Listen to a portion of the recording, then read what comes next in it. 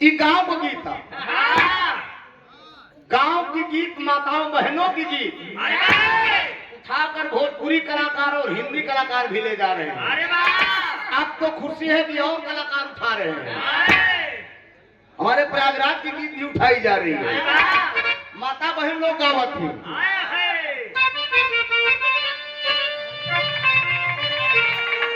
अरे आज राम जय जनकपुर की नगरी, कहा अरे आज राम जय है जनकपुर की नगरी, आज राम जय है जनकपुर की नगरी। इसी को बदल दिया गया। कहे उड़तई चिड़ैया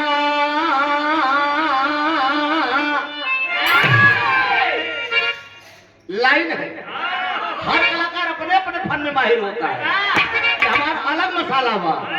कहे उड़तई चिड़ैया काहे माया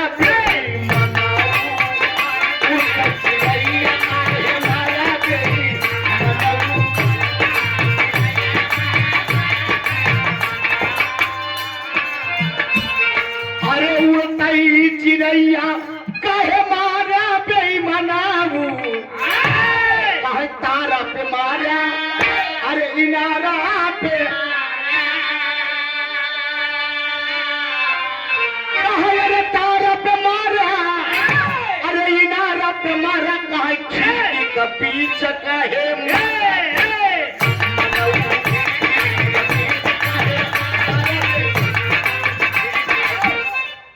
तारा पे मारे किनारा पे मारे और खिड़की के बीच कहे कहे सेज पे मारा सुपेटी पे मारा, कहे अरे सेज पे मारा अरे सुपेटी पे मारा, वह नेबुला का बीच कहे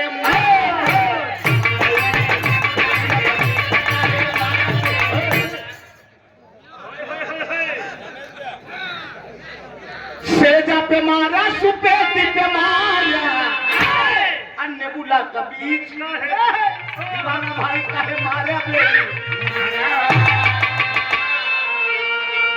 अब बागा पे मारा अरे बगीचा पे मारा, अरे बागा पे मारा अरे बगीचा पे मारा, वह कोपा का बीच कहे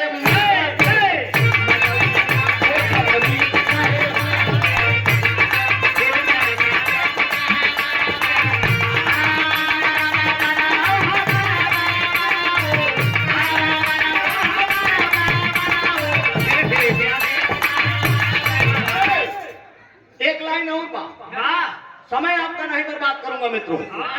एक लाइन ही जाड़ा का महीना में बात करो दुल्हनी को दुल्हा प्रदेश सुने वाले दोस्त बड़का भैया, कोनो दुल्हनी के दुल्हा अगर प्रदेश को तो करे छाती को सांप लूटत। देसी कहावत तो कि ऐसी कमैया जिनकर भतरा एक दिन खावे 9 दिन। मोबाइल पर बात करते वीडियो कॉल में कहा कि ए राजा जाड़ा, कहा ए राजा जाड़ा में आई नहीं जाता, ए राजा में आई नहीं जाता, ए राजा जाड़ा में आई नहीं जाता, ए राजा जाड़ा में आई नहीं जाता, कहा ए दुल्हा जाड़ा में आई नहीं जाता, ए दुल्हा जाड़ा में आई नहीं डबल रजैया ओढ़ा